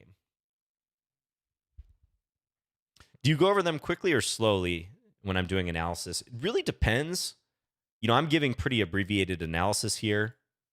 I think the main thing when it comes to analysis is you should have some idea of where the game hinged, like what were the critical moments in the game before you click on the engine analysis. Like you don't want to be just mindless where your sole reflection on the game is after the fact based on what the engine is just telling you. Even though engines are powerful and useful tools, you don't want that to be the only thing that's assisting you. I don't know about knight f3 here, by the way. I probably should have put the knight on e2. Okay, let's castle. We had a game like this earlier where black put the bishop on d6. When did you become an IM? Man, I'm starting to feel old because guaranteed there are people watching this stream, or maybe will, like on the archive version in the future, who are not yet born when I got my IM title. I got it in 2006. I was, I think I was 19 at the time. Maybe 20 by the time my title got approved. I think 19. I was in my first year of university when I made all my norms, or finished my last norm.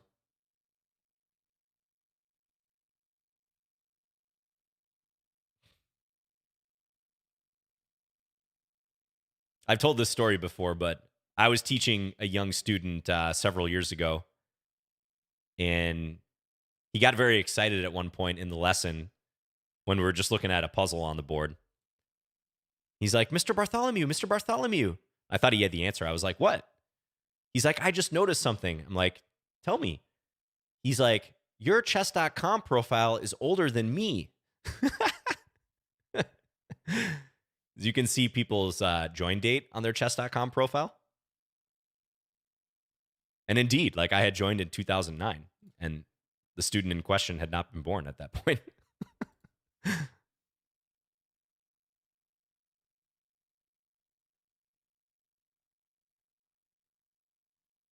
Okay, let's go here. A little bit of a battle shaping up on the queen side.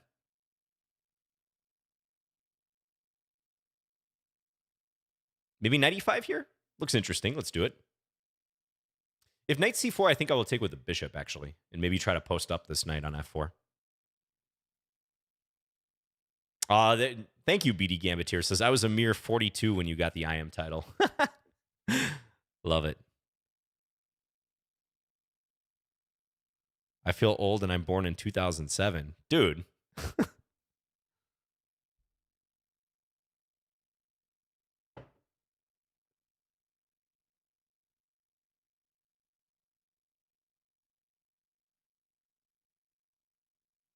Okay, b4.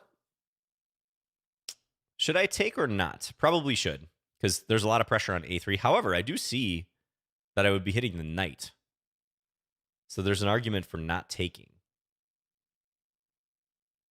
Is c5 a concern? c5 might be a concern, though, huh? How about I play this move? Let's do this one.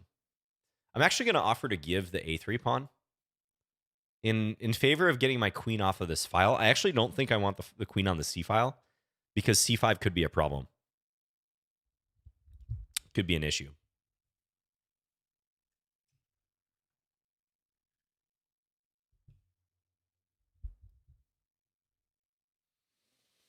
I don't know, though. I think this position might be fine for black. We'll see what they do on the next move. But yeah, c5. I was worried about that move. This is another game that's probably getting kind of cramped for me. And if I take, I lose the knight. Let's play f4. Oh, boy. My queen is in danger here. My queen is in some serious danger.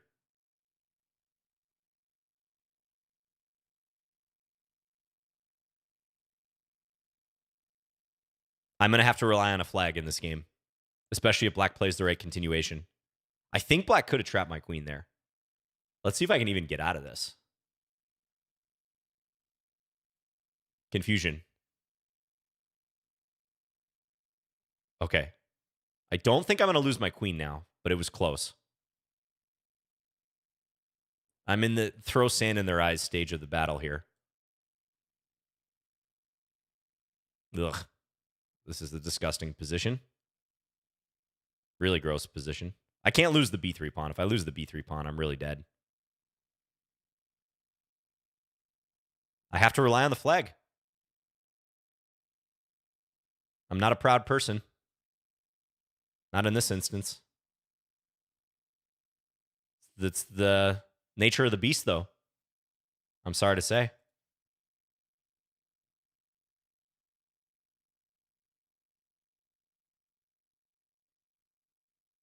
I got this defended. Precedent is fast, too. Forgot about that.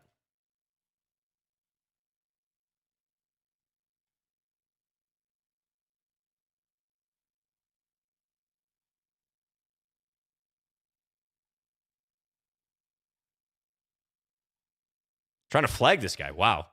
Really fast. I won on time, but barely. Another game where I had 2-some seconds left.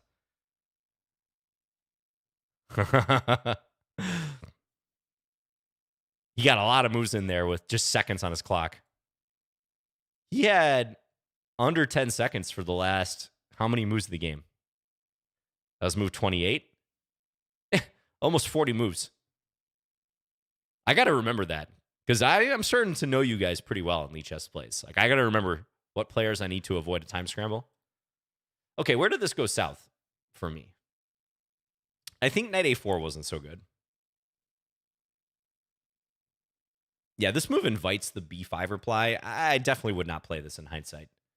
Yeah, this might actually be a case where I should go e4. Usually you don't want to play e4 in these situations because when you don't have the support of the knight from f3, your structure gets kind of wonky, like the d-pawn becomes isolated. So I think that might be the way to play the structure, though. This whole setup's not bad for black. And they do often play it with the queenside play like that. Oh, that was you, Vince Vance? Dude, you are... What's your bullet rating? Only 2,000? I feel like you should be much higher. I feel like you're significantly better than that. Just purely based on that time scramble. Ooh, and here it's still calling for e4 or bishop takes f6. Bishop takes f6, interesting. Okay, a little quiz for you guys. Why was I so worried about my queen here? How could black win my queen? Allow me to take one of my last sips of coffee while you think about that.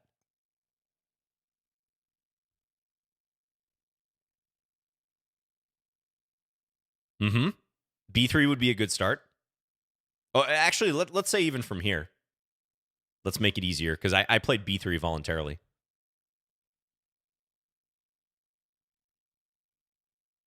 Let's say from this position. If bishop d7, I'm going to take with my knight. Yes. Take the knight first. Bishop takes e5, and then bishop d7, right? Looks like there's a lot of good moves here for black, probably because my queen is in such a bad spot. But this would be the simplest, right? Like take. And now it's saying I should take here, because if I take back, uh-oh. Uh-oh. You know what's kind of funny? I actually don't think that I saw that I could retreat the queen this way. I think I already believed my queen was trapped. Maybe I was mentally assuming black was going to play this move, which is a good move. I think my head had fast-forwarded to the move like I would have played as black, and I assumed my queen was toast because of that. It's almost like an unstoppable threat. I got to do something like real suspicious. My queen's got to go on a spiritual journey here of self-discovery to even attempt to get out. I don't even know where it's going. But yeah, that was the theme. And I know I'm busted even after this happened, but at least I didn't lose my queen. Good game. Precedent, you pushed me to the brink here. We've had a couple games like that where I've had to dirty flag you guys. Okay, King Smite, good luck. Another Lichess patron. Love to see it. All right. I've played Peart's, French, E5, Caro-Kann, Sicilian. Let's play Alekhine's defense. Aljochin's defense.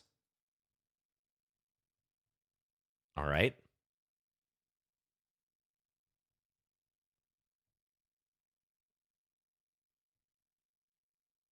The queen must become a pawn again to save itself. Yes, must become full circle. You have to revert to your former state. You have to under promote.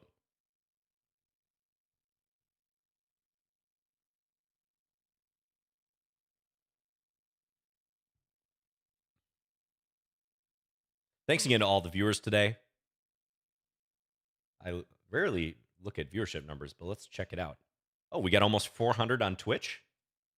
And YouTube. How many do we have on YouTube? Almost 200. 192. Thanks, everyone, for spending part of your Sunday with us today. I always look forward to this. This one is rated, yeah. Yeah, exactly. I'm okay with that. I'm completely fine if you guys want to try to take my rating points. That is cool. Okay, so E6 is an interesting sacrifice. I don't know in this position how much I like it, but it is a decent theme to think about. Let's go knight C6. I'm going to try to put a little pressure here. And I might just go after this, you know? Just weighing the consequences of that. Like if white plays queen A4 or something, I think it's fine. I'm going to do it. It is a theme in the Alekhines where you try to overload this bishop. Looks kind of greedy, and I often get in trouble in this opening because I don't fully understand this from the black side. This has never been an opening in my repertoire from the black side in a serious capacity. All right, so here I was thinking D5. Probably makes sense. It blocks the bishop, anchors the knight. Could maybe go after that, but queen B5 that knight was looking trapped. We do have the knight pair. Yeah, knight pair is valuable in blitz.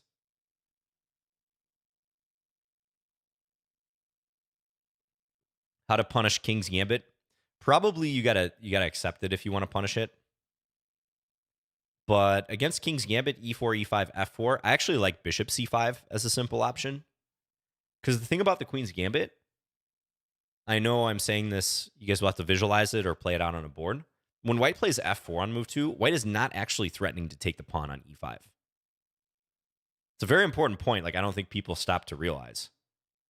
White is not threatening to take the pawn on E5 because black has queen H4 check, which wins. G3, queen takes E4, forks the king and the rook. So you can actually play a logical developing move like bishop C5, which also seizes the G1, A7 diagonal because of that point. Let's take this. But the best thing to do, if you really want to try to refute it, is to accept it 100%. It's for sure the strongest line. Okay, white's going to sack here, I think. We're going to tuck our king on D7.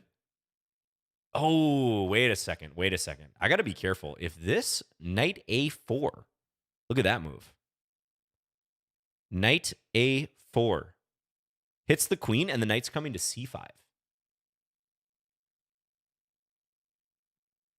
Wow. Okay, I'm going to go here instead. My only other legal move. This is crazy. I feel like I should be easily winning, but it's not easily winning. It's not simple. I actually need to be very careful here. I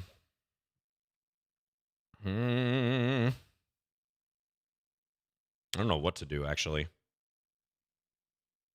Let's go here.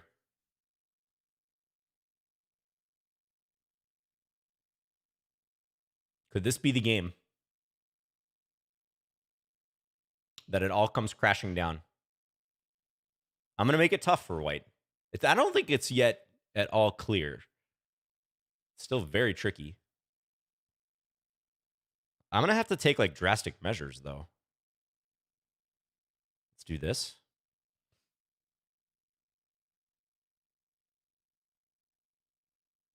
Drastic measures required.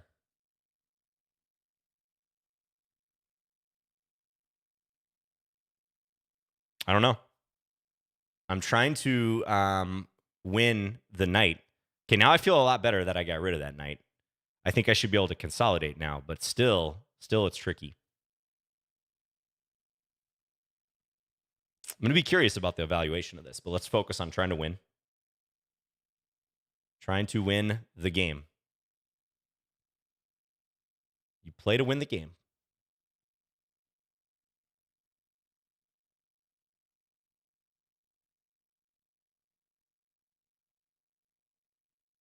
Just consolidating here.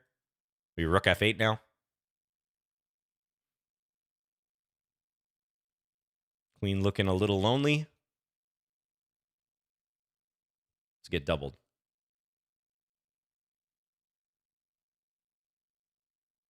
King smite, creating threats. I'm defending as best I can.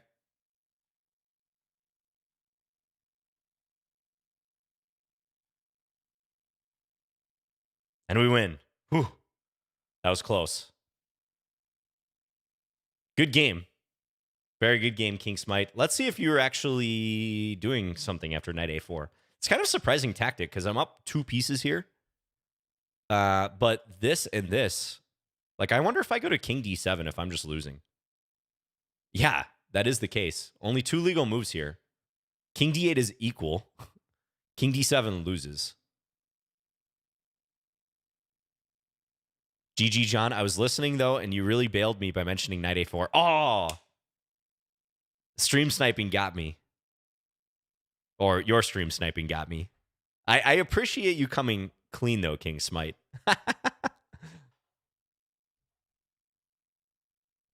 Yeah, that was rated. That was risky. That was risky for me. I'm glad my sense of danger was pinging here, though, because king d7, knight a4.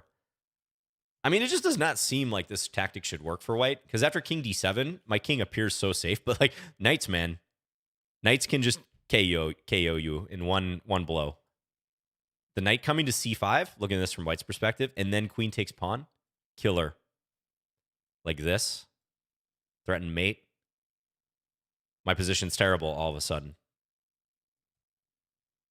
So, okay, what's the best line? I go king d7. Should I even do this in the first place? Probably not. Probably queen takes b2 is not good. Engine says I should castle. Seek the safety of the queen side, which even that looks a little bit sketchy. Oh, wow. It wants me to play king d8 here or king d7.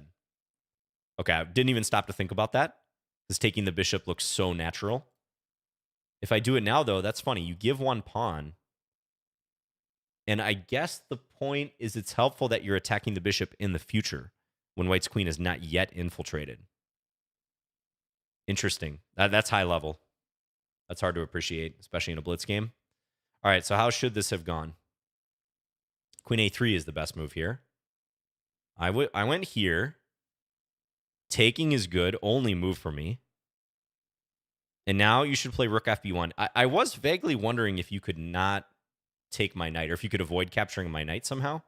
Because I didn't do this with check or something. I thought maybe you would take here and threaten mate. But then I would give up my queen. And I did look at this briefly. I thought knight takes f1 here. This is somehow dead equal. What a crazy imbalance here. And when you take here, ooh, okay, I'm going to give myself a little credit. I'm going to pat myself on the back. I found the only defense in a highly complicated position. Knight takes d4, looking to tear down, because it's all about this knight. Like, you got to disrupt this knight. And b6, I think, is not good, because queen takes here, hits this knight, and threatens mate. I don't think my king can survive in the open board like this.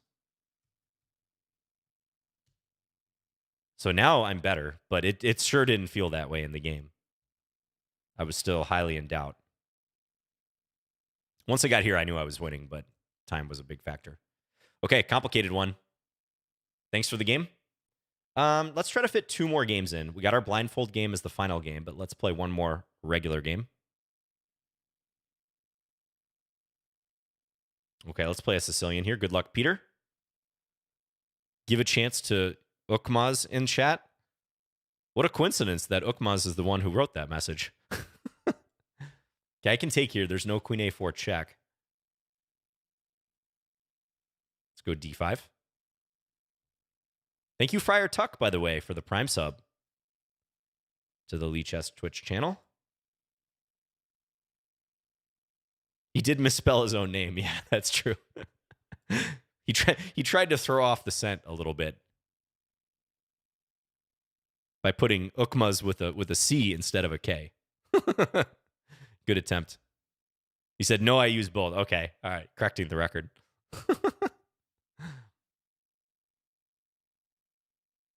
Thank you, No Shortcuts. Yeah, glad you like that save. We've had some real close games right towards the end in this stream.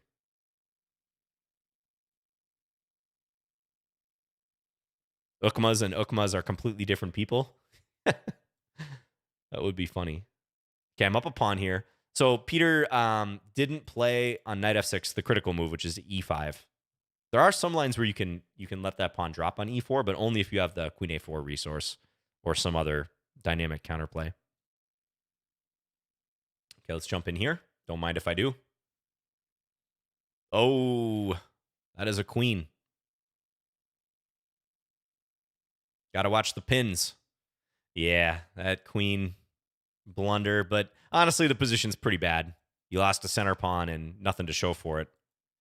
So you want to go against this knight f6 move, e5, knight here, and then d4. There's a bunch of theory. A bunch of theory. So check that out when you get a chance. From the black side, against the Alapin Sicilian c3, the two best moves according to theory, d5 or knight f6, both of which hit the pawn on e4 and try to disrupt white from getting the two pawns side by side in the center. I actually think the Alapin is a great weapon for players under about 2,000, even above, because look at the Lichess database. The stats really bear this out. The most common moves, the two most common moves, just looking at the totality of the games on Lichess from this position, no filters or anything, knight c6 and d6, those both give white a comfortable advantage. They're typical Sicilian moves against knight f3, but against c3, they're inaccuracies because white gets to do this, build up the center, two pawns side by side, cramp black, with no real repercussions. Black plays this a lot, but this is a little sketchier. White can take, and white is better here. I actually had a game with this earlier in the stream by transposition. So from the black side, important to try to undermine those pawns. All right, let's do our final game here. You guys know the drill. It's going to be the blindfold game. Let's go to our preferences. Blindfold chess selected on. If you want to see the pieces, go follow me on Lichess. We might even be able to drop a link.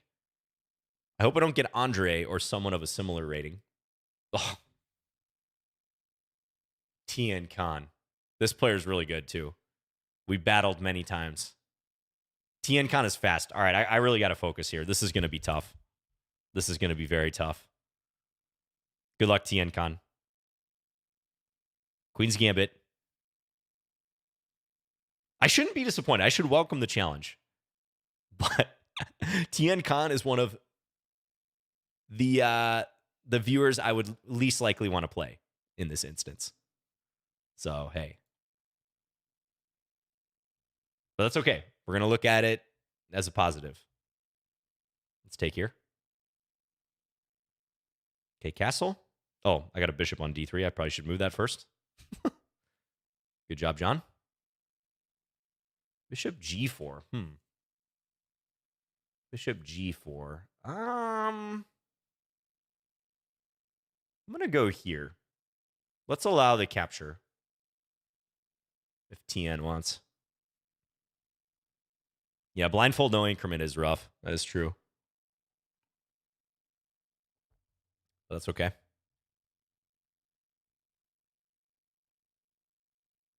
Plays the knight out. Okay, but what if I play knight e5 now? What are you going to do, TN? It's the bishop.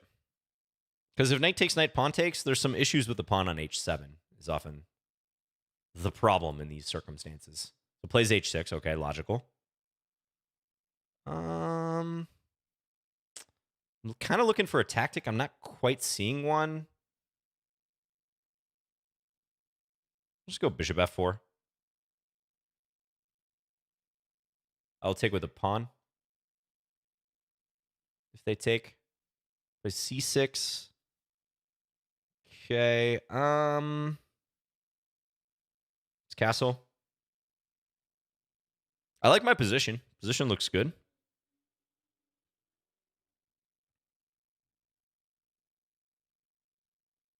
I got a nice cramping knight in the center. Goes back. Okay. Let's go h3. Oh, yeah. Okay, h3 is. I was like, I haven't played h3 yet. I'm pretty sure. So, okay, takes. Let's take with a pawn. Playing to unbalance the game here, and now bishop back to h2. I'm gonna try to run the f pawn. That's the plan. Attempt to stay ahead of my opponent on the clock because again, TN is good with low time, so this is gonna be tough. Goes there. Wait a second. Isn't your bishop trapped? Oh, you haven't played. Yeah. Okay. Hold on. I'm jumping the gun in my head because I thought I had played this already. Let's go here.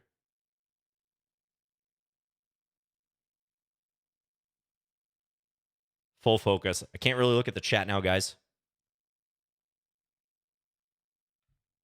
Let's go here. I'm behind on the clock. Position's still good, though. Position's decent. How does black keep this together? Let's go here.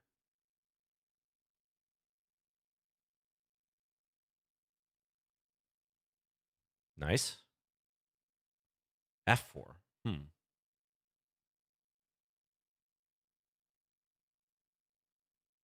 Attack this pawn.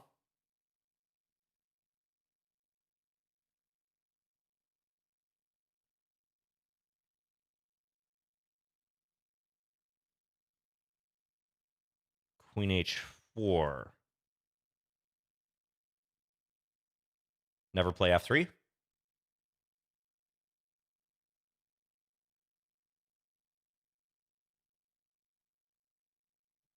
Okay, I'll go b4.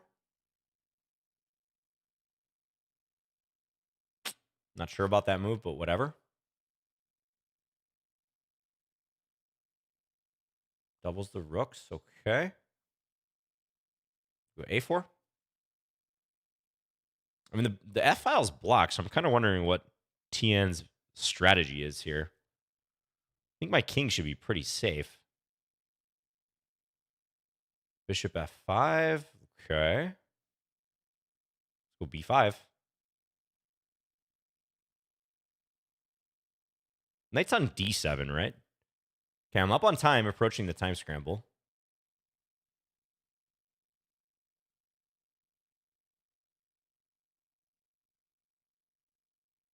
That's queen e6, okay. I think I have pressure on the pawn. Let's go here.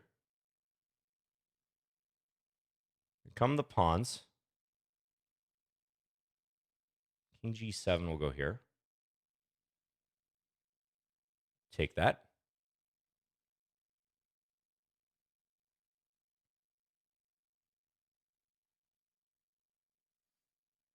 Isn't that hanging?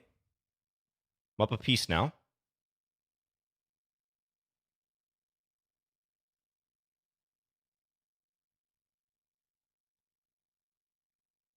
Take.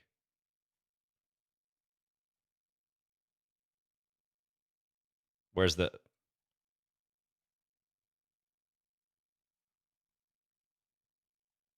I don't know where my pieces are. I can't. I don't know where they are. I lost sight of the pieces at the end. I think I'm winning, but I didn't know where they were.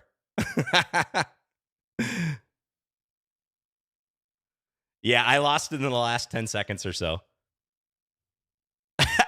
I couldn't tell where the bishop and the rook were. That was difficult. Caro-Kann was moving too fast. Yeah. I had a feeling the rook was hanging somewhere. I thought I took it.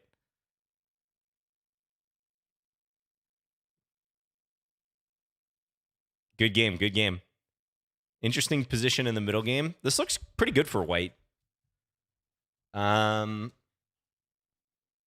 like blockaded here. I thought maybe you should play f3 at this point. F3 is the move. That is the correct move. Maybe around here, like b4. I don't know about this plan because you can do this and this. I think the knight should come into b6.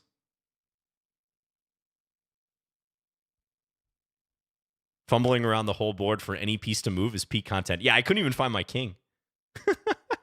The key is to try to make compact moves. And funnily enough, my pieces were pretty compact at the end, but I couldn't grab any of them. Thank you, Handles. Yeah, I'll try to remember that. I will do that immediately after I end the stream. Change my preferences back. Okay, otherwise I'm pretty happy. I got 89% accuracy. Considering the disaster at the end, that's okay. Yeah, thanks, Caro-Kann. Appreciate it. And thanks, everyone, for tuning in today. Lichess Plays, we had a lot of challenges. Once again, sorry I wasn't able to play everyone. But it's always fun to try. What's your typical strategy in blindfold games? I usually try to play simple positions where, especially with the pawn structure, I know what's going on. So I played so many Queen's Gambit declined structures from the white side. If the pawns are like sturdy, then you can more or less just focus on the piece play and maybe limited pawn operations. That makes it easier to keep it straight in your head. Yeah, thanks, everyone. We got some great instructive games in today. I got pushed to the limit in a few games, and Caro-Kann took me down at the end. I will see you guys next week, and we'll keep going here. Also, check out other Lichess Play streamers during the week. Sabina Foiser does it quite frequently. Nate Solon has done it recently, too. So feel free to tune into their streams as well. Get a chance to play them, too. Thank you, Ukmaz. I'm sorry I wasn't able to play your suggested opponent, Ukmaz. All right, we'll see you guys later. Have a great rest of your Sunday and a great week.